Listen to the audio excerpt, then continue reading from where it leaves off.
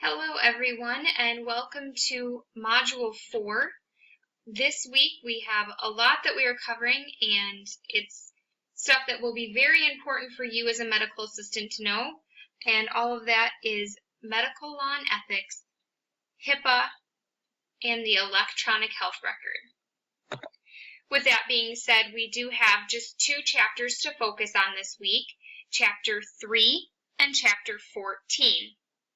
So I'm going to go ahead and start this video by talking about Chapter 3. So Chapter 3 starts our discussion on medical law and ethics.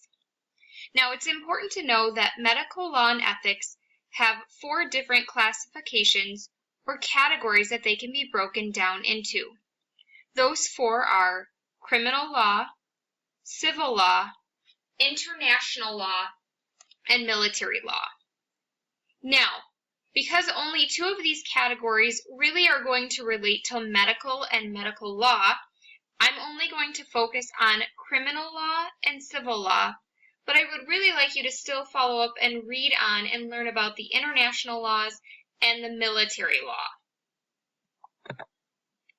Criminal laws are laws that are made to protect individuals and the public as a whole from harmful acts of others. Criminal law falls into 2 categories. Those 2 categories are felonies and misdemeanors. Felonies are acts that can carry punishment of either imprisonment in a state or local prison or the death sentence. Some examples of felonies that could happen are murder, rape, robbery, or as it is referred to in the medical world, practicing without a license. Misdemeanors, on the other hand, are less serious offenses. They carry a punishment of either fines or imprisonment for up to 1 year. Some examples could be traffic violations, disturbing the peace, or theft. Now, when we talk about criminal laws, a physician's license is something that can be taken away if they do commit a crime. For example, if they commit crimes such as sexual misdemeanors or misconducts, murder, or violating narcotic laws. As a medical assistant, you do not have a license, so that means that we work under a physician license. This means that as a medical assistant, you cannot diagnose your patient. If you are trying to diagnose or treat a patient, you can also be fined or prosecuted even though you do not have a license, which means you could still lose your certification and not be able to work in field. So please make sure that when you are working in field and you're working with your providers, you do not try to diagnose your patient. That is not your job, that's not your role. Civil laws, on the other hand, are concerned about the relationship between an individual or individuals and the government. Civil laws can be broken down into 3 types. They are either tort laws, contract laws, or administrative laws. So let's go ahead and take a closer look and talk about each of these individually. Tort laws are laws that cover acts that result in harm to another. In the medical world and in medical law, this means that you must cause damage or injury to a patient. It must be caused by the physician or other employees in the medical field, such as medical assistants, nurses, phlebotomists, med techs, anyone who would have contact with the patient and could potentially injure them.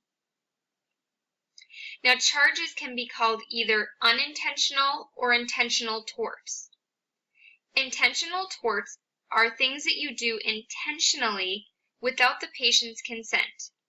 For example, you could have assault, battery, false imprisonment, defamation of character, fraud, or invasion of privacy. On the opposite side, an unintentional tort could be labeled as neglect or negligence. But in order to prove that, you have to have what we call the 4 Ds of neglect. The 4 Ds of neglect are duty, dereliction of duty, damages, and direct cause. Contract laws are laws that include enforceable promises or agreements between 2 or more persons to do or not to do a particular action or service. A contract between these parties must be composed of 4 parts.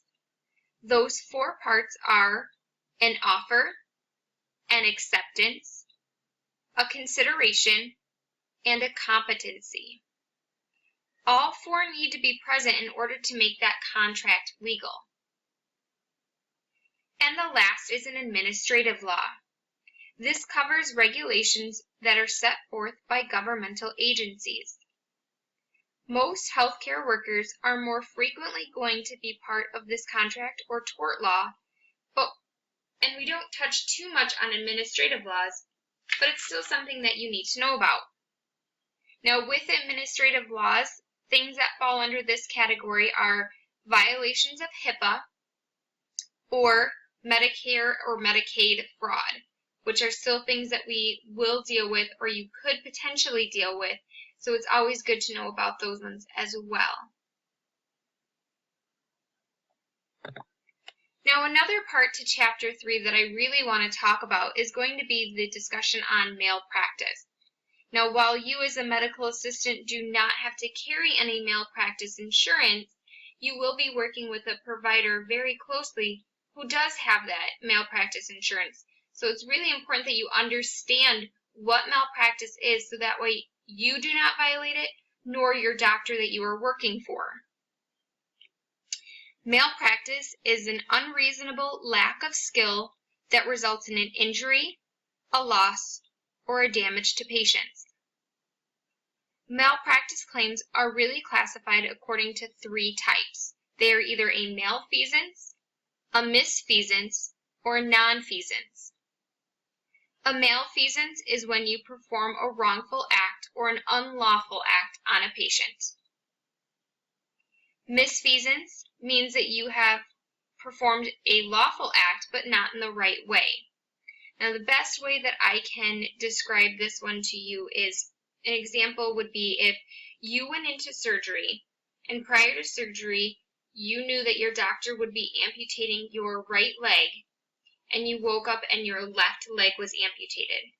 They did the surgery and the procedure correctly and in a lawful manner, but they did it incorrectly. They removed the wrong body part. A nonfeasance means that you are neglecting or ignoring or refusing to perform a necessary lawful act for a patient.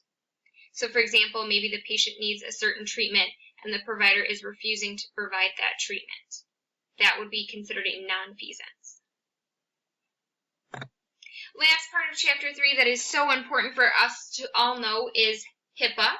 HIPAA stands for the Health Insurance Portability and Accountability Act. It was a law passed by Congress in 1996, and its purpose was really to seek improvement on efficiency and effectiveness of healthcare through insurance reforms and administrative simplifications. Simply put, all patients have the right to their personal privacy and their medical records, making sure that they are handled with respect and confidentiality. HIPAA gives more control to your patient over their own healthcare information. Medical practices are required to notify patients about the use, disclosures, and rights of their protected information. Medical assistants such as yourself must always be vigilant about protecting patient information. HIPAA requires that all medical employees undergo training and orientation. This training is organized into 3 parts typically. That's going to be your privacy regulations, transaction standards, and security regulations. And this training should happen within the first 30 days of employment, and you should be paid to go to that training. Typically then, after that, every year you will have recurrent training on HIPAA. All right, now we're going to move to chapter 14, not 13, which talks about your electronic health records and meaningful use. As a medical assistant, it is so important for you to understand what an electronic health record is, why it's important, and how we use it. Electronic health records are a computerized version of a patient's medical history, and this actually took place of what used to be called paper charts. This provides a computerized means of gathering, documenting, and storing information about the patient and the patient care that they receive. The EHR, or electronic health record, also allows access to patient information by multiple physicians and hospitals through a network of communications.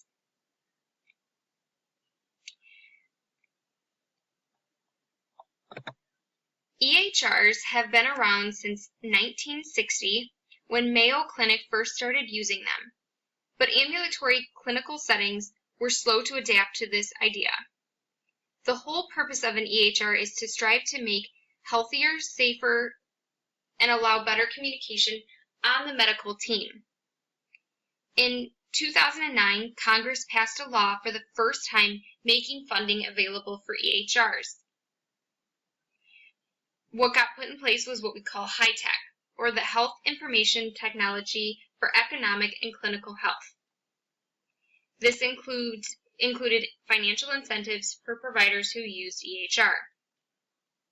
With that law came the term meaningful use. It refers to a set of criteria for how EHRs should be used so that providers meet that in order to receive incentive payments. The criteria include improved quality, safety, and efficiency, engagement with patients and families, improving the care coordination, and improving the public and population health. It also includes ensuring privacy and security for personal health information. And in your lab classes this week, you should be learning and discussing more on meaningful use. Now, some of the benefits of using EHR are widely known. One of the key benefits is that it can be created, managed, and consulted by authorized providers and staff across multiple health organizations. Other benefits include improved diagnosis and patient outcomes, improved documentation, because doctors don't always have the best handwriting, and it made it easier to read that. Improved care coordination, so it led to better quality of care and improved patient outcomes. And avoiding medical errors. So this system allows health alerts that let patients or providers know when patients are overdue for certain things.